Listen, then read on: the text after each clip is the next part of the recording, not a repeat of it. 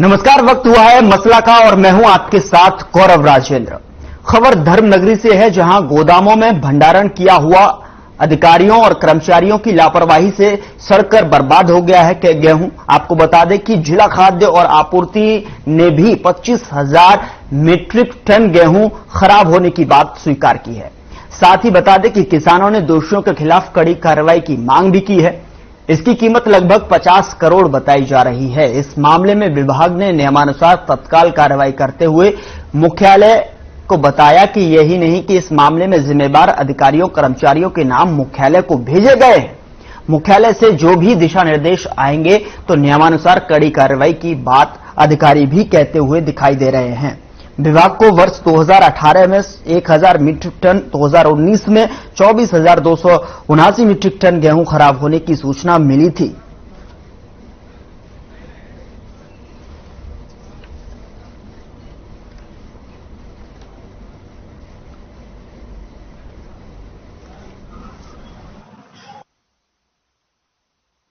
हमारे 18-19 का और 19-20 का गेहूं खराब होने का मामला है ये, और इस मामले में विभाग द्वारा कड़ी कार्रवाई की जा रही है।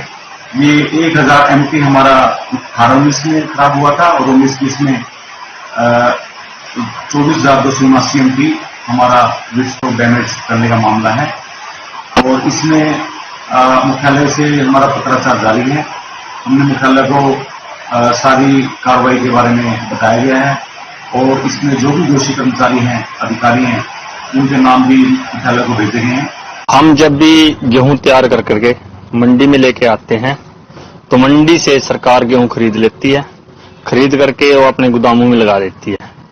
जो कर्मचारी लगे हुए हैं वो उनकी अच्छी तरह से देख रेख नहीं करते, जिनके कारण ये फसल जो खरीदी हुई गेहूं होती है ये खराब हो जाती है। क्योंकि जब सरकार उनको तनख्वाह दे रही है तो उनका फर्ज बनता है उसकी देख रेख करना। हमारे यहाँ कुरुक्षेत्र में नई अनाज मंडी और जो भी है अपने हरियाणा के लगते एरिया में बहुत ही लाखों क्विंटलों की मात्रा में जो अनाज है वो हर साल की तरह खराब होता है और इस बार भी खराब हुआ है। कृपया इस करके हमारी सरकार से गुजारिश है कि इनके ऊपर बढ़ती कार्रवाई की जाए।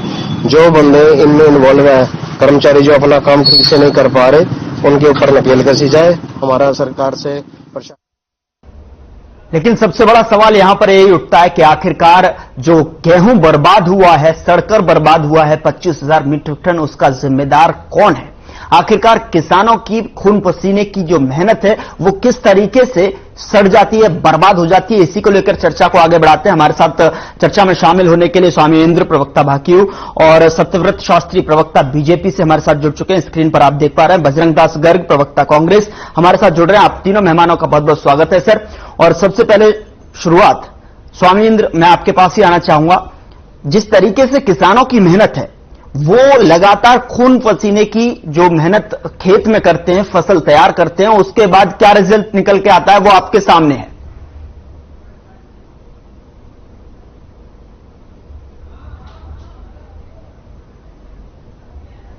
कोशिश करता हूं कि ये देश का बहुत कम आ रही है गौरव जी, ये उस गरीब गुरबे का अनाज है जिसको माननीय प्रधानमंत्री जी कहते हैं कि 80 करोड़ लोगों को देश के अंदर अतिरिक्त अनाज दिया जाए इस कोरोना काल के अंदर। तो आप समझ सकते हैं कि आज उसका अनाज जिसको इनको प्रोक्योर करना था, बड़े अच्छी तरह संभालना था, वो गल सड़ गया है। और ये क्यों गला और कैसे सड़ा, इसके ऊपर हम अगर ध्यान दें, हरियाणा की एक भी मंडी अगर हम सही तरह से निरीक्षण करें, और आपके मैं मीडिया को, आपके चैनल को मैं साधुवाद करता हूं, हर खबर को जो लगातार इस मुद्दे को बहुत गंभीरता से लेता है, हर मंडी को जांचता है, पड़तालता है कि आए साल मंडियां पानी में डूब जाती है। मात्र पानी में नहीं डूबती, शहर के जो गंदे नाले हैं वो मंडियों के आसपास होकर गुजरते हैं, उनका ओवरफ्लो पानी मंडियों में घुस जाता है। ये स्वाभाविक है, ये 2018-19 की घटना है, ये स्वाभाविक है, बीजेपी के कार्यकाल में हुआ घटनाक्रम है, ये कांग्रेस का घटनाक्रम नहीं। आज मैं सत्य जी कहूंगा कि आप ठिकरा कांग्रेस मत छोड़ना, आपकी जवाबदेही है। 8 साल की सरकार आपकी होगी हरियाणा प्रदेश के अंदर, क्या आप उन नालों को मंडियों में दूर कर पाए? क्या मंडियों में डूबने की व्यवस्था को आप दूर कर पाए? क्या मंडियों में पर्याप्त आप शेड बना पाए? क्या मंडियों में आप किसानों की फसल आती उनको तरपाल दे पाए? नहीं। यानी कि आपने जहां किसान के अनाज का आपने निरादर किया है, वहीं उस गरीब की थाली के अंदर सड़ा गड़ा अनाज पहुंचाने का आपने काम किया। और मैं समझता हूँ ये बहुत बड़ी साजिश है। ये 50 करोड़ का घपला नहीं है, ये उससे कहीं अधिक घपला होने वाला है कि उस गरीब गुरबे का अनाज जो 8 राज्यों में आज बंद हो चुका है गेहूं। आज मैं बता देना चाहता हूँ पीडीएफ के माध्यम से भारत के अंदर तमाम राज्यों को गेहूं दिया जाता था और इनके शासी प्रदेश उत्तर प्रदेश जहां सबसे ज्यादा जनता गरीब है, उस जनता की थाली में ये अनाज जाना था। अब ये कहा जाएगा डिस्टिलरी उन फैक्ट्रियों में जाएगा जहां शराब बननी है, क्योंकि इनके आका जो पूंजीपति है इनको इशारा करते हैं इसे आप गलाइए सड़ाइए ताकि हम शराब को बना सकें। जो उनको अनाज 40-45 रुपए किलो पड़ना था, ये कोरियों को भाव में 1-2 रुपए के अंदर उनके वहां पहुंचाने का काम करेंगे। और ऐसा होता हुआ आपको नजर ही आएगा और आप ध्यान से इसकी पड़ताल करेंगे।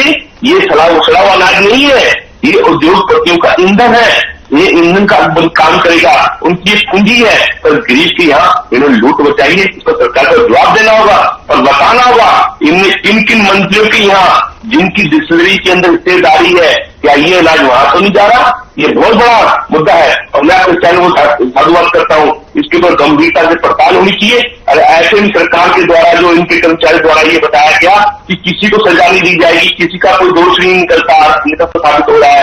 ये तमाम दिनों करके हम फॉरम मीडिया में पढ़ रहे हैं और देख रहे हैं, तो ये सरकार की गैर जिम्मेदाराना है और इस बात को सरकार को एक कॉमेंट देना चाहूंगा सत्यव्रत जी आपके पास, उसके बाद जो है बजरंगदास जी मैं आपके पास आ रहा हूं। शास्त्री साहब आप बताइए कि इसका जिम्मेदार कौन है और किस तरीके से आप इस जिम्मेदारी को मानते हैं कि जिस तरीके से जो विभाग है वो मानता हुआ दिखाई दे रहा है और जो 25,000 जो लाख मीट्रिक टन है वो गेहूं यहां साफ तौर पर सड़ता हुआ बर्बाद होता हुआ दिखाई दिया। 25 लाख मीट्रिक टन नहीं है, थोड़ा इसको आंकड़े को ठीक करेंगे तो आगे आप उसकी 25,000 मीट्रिक टन। हाँ लाख बोला ना आपने, नहीं चलो कोई नहीं, जो भी मैं इस विषय को नहीं क्योंकि हो जाता है कोई बात नहीं, लेकिन एक दाना भी यदि गड़बड़ होता है तो किसान और सरकार के खजाने दोनों के ऊपर लापरवाही और डाका पड़ता है। मैं किसान का बेटा हूं, मैंने गेहूं बोए हैं, गेहूं मैं जनवरी और दिसंबर के महीनों में मैंने पानी डालकर उनको देखा है, इसलिए मैं समझ सकता हूं कि गेहूं की कीमत कितनी हो और उसके बाद में उसको कितने हिसाब से रखना चाहिए। लेकिन पहले दिन से आपके चैनल नहीं, बाकी सब चैनल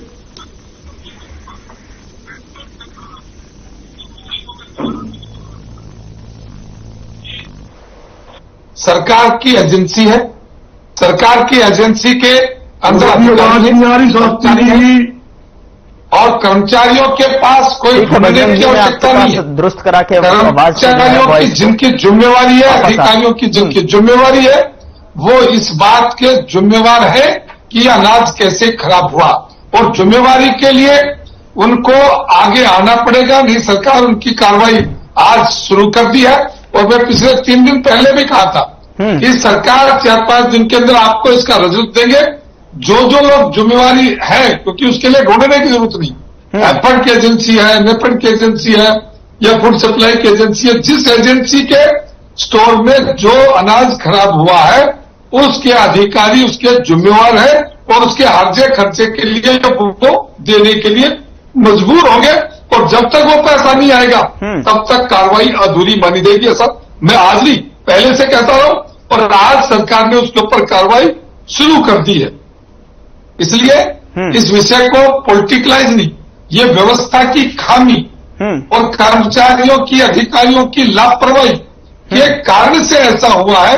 कोई राजनीतिक विषय ना बनाया जाए। जैसा स्वामी इंदर कह रहे, ये वो एक ऐसी बनावटी और जो एक मनगढ़ंत सी बात है वो चलती रहती है लेकिन मैं पहले दिन से इस बात पर सहमत हूं कि इसके लिए कोई व्यक्ति जो जिम्मेवार था वो इसकी जिम्मेवारी होगी और जो इसका घाटा होगा उसकी पूर्ति के लिए उसके ऊपर आरोप होगा और उससे उसकी पूर्ति करवाई जाएगी। गर्ग जी आपने सुना शास्त्री साहब कह रहे कि सबसे पहले तो इसको राजनीतिक मुद्दा ना बनाया जाए, किसानों को जो है इनकी जो संवेदनाएं हैं वो समझने में आ रही हैं और सरकार पूरी तरीके से इस पर कार्रवाई कर रही है। गौरव जी, मैं शास्त्री जी बात का समर्थन करता हूं ये ना तो राजनीतिक मुद्दा है ना राजनीतिक बात है। ये सीधे तौर पर देश की जनता के साथ जुड़ा हुआ और किसान के साथ जुड़ा हुआ मुद्दा है। थोड़ा आवाज ठीक कर, थोड़ी आवाज बैक मार दी जो कह रहा मेहरबानी करके। ठीक है। एक्चुअल क्या है, इसमें हमें समझना पड़ेगा ये गेहूं खराब क्यों होती है और क्यों खराब हुई, इसका एक रीजन है। ये कोई खाली कुरुक्षेत्र जिले में नहीं, आप यमुनानगर जिले में देखोगे, कैथल में देखोगे, पानीपत में देखोगे, करनाल में देखोगे, हर एक जिलों में लगभग पलवल में भी ये जो गेहूं खराब हुई है। सबसे बड़ा सिस्टम क्या है, ये सरकारी एजेंसियां जो परचेज करती है, जो गेहूं अपने गोदामों में लगाती है, उनके जो सरकारी अधिकारी नीचे से लेकर ऊपर तक, इसके अंदर जहां स्टोर कीपर लगा लो, जहां गेहूं रख रहे वहां लगा लो, या इसके अंदर डिस्ट्रिक्ट मैनेजर लगा लो, सभी शामिल होते ऊपर तक हिस्सा जाता है। तो मैं इसका सिस्टम बताता हूं।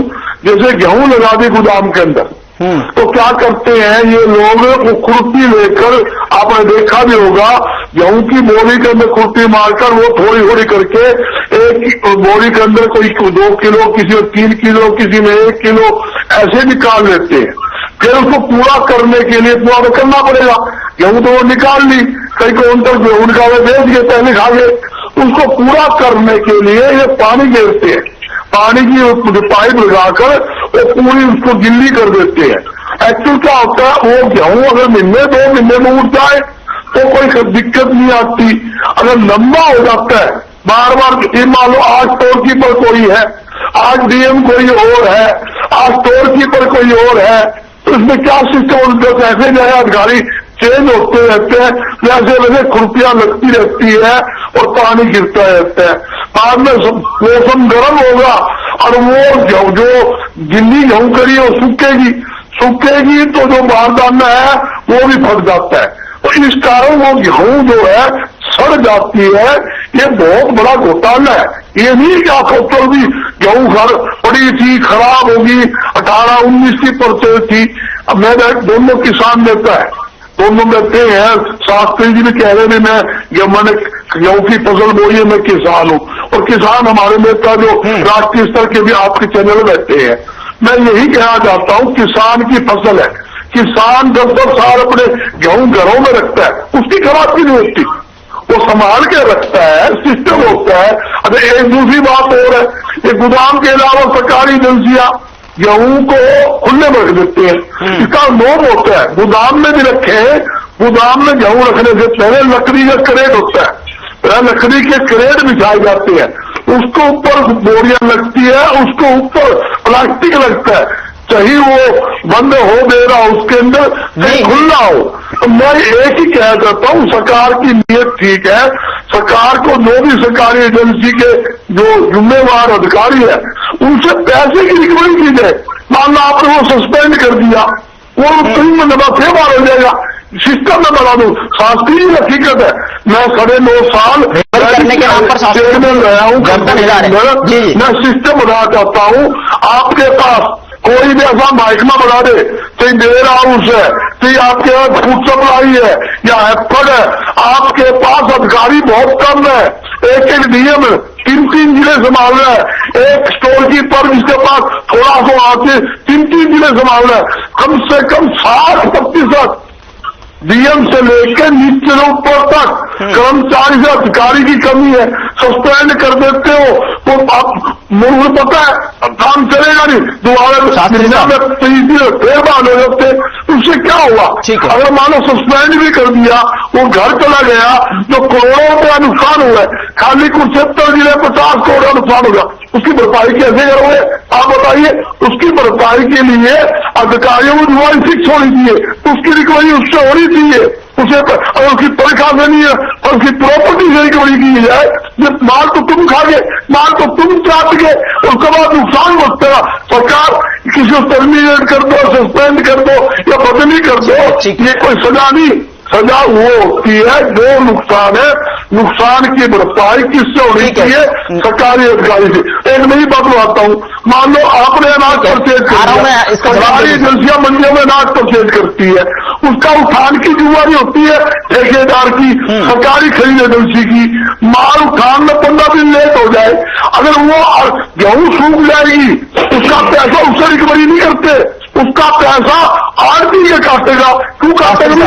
एक क्विंटल 1 किलो गेहूं कम होगी और आपका उठान नहीं होगा, अब आप उसके काट लेते हैं, उसका कमीशन बदल होता रहता है और रुपया जो है पूरा कसूर बोरियों में लगती है।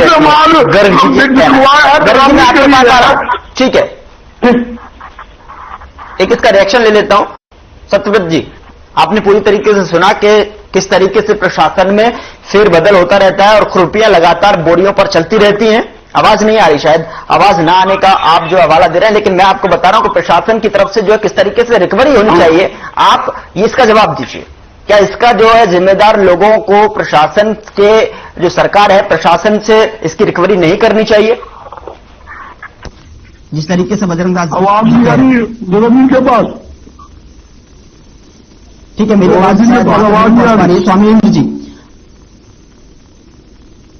आपने बजरंग दास गर्ग की पूरी बातों को सुना। उन्होंने साफ तौर पर कहा कि किस तरीके से इसका जो है विस्तृत जो जिस तरीके से ये एक जो बर्बाद हुआ है वो घोटाला है और किस तरीके से प्रशासन में फेरबदल होता रहता है, खुरपियां चलती रहती हैं, गेहूं को फिर दोबारा उसे भिगा दिया जाता है, भिगाएंगे तो फिर जाहिर सी बात है कि सूखने में वक्त लगेगा और सूखने से पहले ही गेहूं सड़ जाता है। देखिए गौरव जी, इसके ऊपर बहुत ध्यान से हमें जांच करनी होगी और सरकार को अपनी जो जवाबदेही तय करनी होगी। आज क्या हो रहा है हरियाणा प्रदेश के अंदर कि आपके अधिकारी दोषी हैं, आपने कितने अधिकारी नियुक्त करके क्या आपने नियुक्तियां पूरी कर रखी हैं?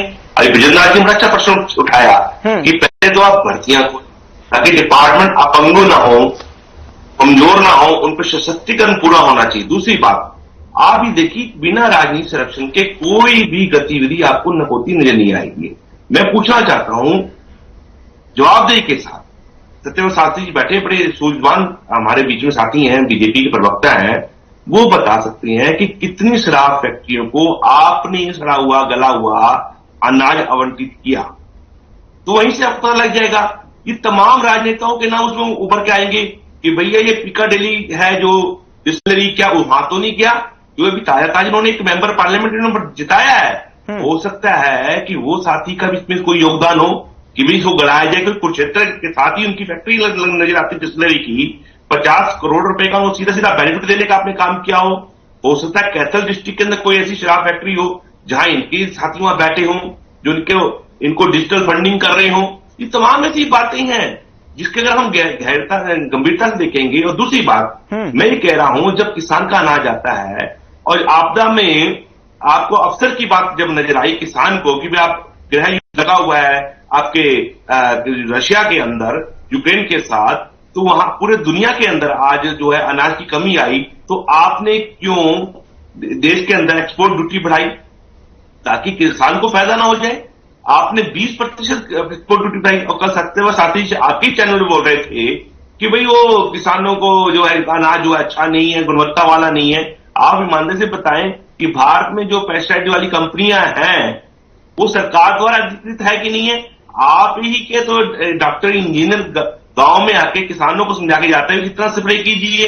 तो यानी कि जो WTO के द्वारा USA में बैन है कंपनियां, यूरोप में बैन है, उनको आपने भारत में कैसे अधिकृत कर रखा है? यानी कि खेती का सौदा आप घाटे का सौदा करना चाहते हैं, किसान को कहीं सीधा सीधा लाभ ना हो जाए। तमाम ऐसी बातें हैं जिन्हें हमें गंभीरता से लेना होगा। अगर वास्तव में किसान और देश के मजदूर गरीब गुरबे की आप सेवा करना चाहते हैं और आप सत्ता जो इस राज भोग के लिए नहीं आए हैं, जनता की सेवा करने के लिए आए हैं, तो आपको अच्छे कदम उठाने पड़ेंगे। कल मैं कह रहा था कि भंडारण की व्यवस्था आपने कितने किसानों को दे रखी है, वेयर हाउस खोलने के लिए कितने किसानों को आपने लोन दिया है, उनको आपने हेल्प की है कि आइए आप वेयर हाउस खोलिए। मैं सरकार से ज्यादा पुराना हिसाब नहीं माना जाता, मैं 2019 का जिसमें दोबारा आपको आने का मौका मिला, जब आपकी गठबंधन की सरकार है, डबल इंजन की सरकार है, तो आप ईमानदारी से बताएं कि 2019 से लेकर 2022 तक आपने कितने किसानों को भंडारण की क्षमता बढ़ाने के लिए आपने उनको प्रोत्साहित किया, उनको आपने मार्गदर्शन किया? तो नहीं, आपके कोई आंकड़ा नहीं होगा। सिर्फ हाँ, आप 5000 हेक्टेयर जमीन पानीपत के अंदर अपने पूंजीपति अडानी साथी को दे सकते हैं।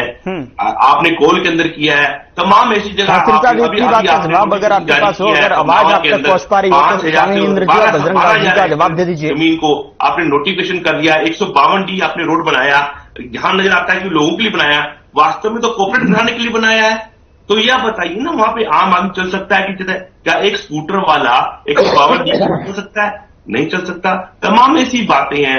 आप अब देश के अंदर जो है किसान को कहते हैं कि आप जैविक खेती करें, आप जैविक खेती को आप बढ़ावा दे रहे हैं, आप तो जीएम खेती पर आ गए हैं। आप मुझे बताइए, सरसों की किसान बुझाई करना चाहता है, 1000 किलो के हिसाब से उसको आप सरसों का बीज दवा रहे हैं, तो आप बताइए क्या हमारे पास 5 से अधिक उन्नत किस्में हैं? सर, समय का अभाव संक्षेप में जो है मैं आपसे जवाब चाहूंगा, क्योंकि सत्यव्रत शास्त्री के पास तो मेरी आवाज मुझे लग रहा है नहीं पहुंच रही, आपकी भी कोई टेक्निकल फॉल्ट की वजह से नहीं पहुंच पा रही है। लेकिन मैं फाइनल कमेंट जो लेना चाहूंगा आपसे, बजरंग जी, फिर उसके बाद स्वामी इंद्र जी मैं आपके पास आना चाहूंगा। चूंकि बजरंग जी आप बताइए कि इसका अब जो है, जिस तरीके से कह रहे थे अभी शास्त्री साहब की सरकार ने पूरी तरीके से इस पर एक्शन प्लान पूरी तैयार कर लिया है, कार्रवाई की जा रही है और आने वाले दिन में जो है इसका पूरा खाका आपके सामने होगा कि इस तरीके से कौन जिम्मेदार लोग हैं, उन पर कार्रवाई भी देखने को मिलेगी। आखिरकार जो किसान है कब तक इस तरीके की जो है मार झेलता रहेगा? गौरव जी, ये आज की बात नहीं है, ये बात पिछले साल भी उठी थी, उससे पिछले साल भी उठी थी। आज साल करोड़ों अरबों रुपए का गेहूं खराब होता है।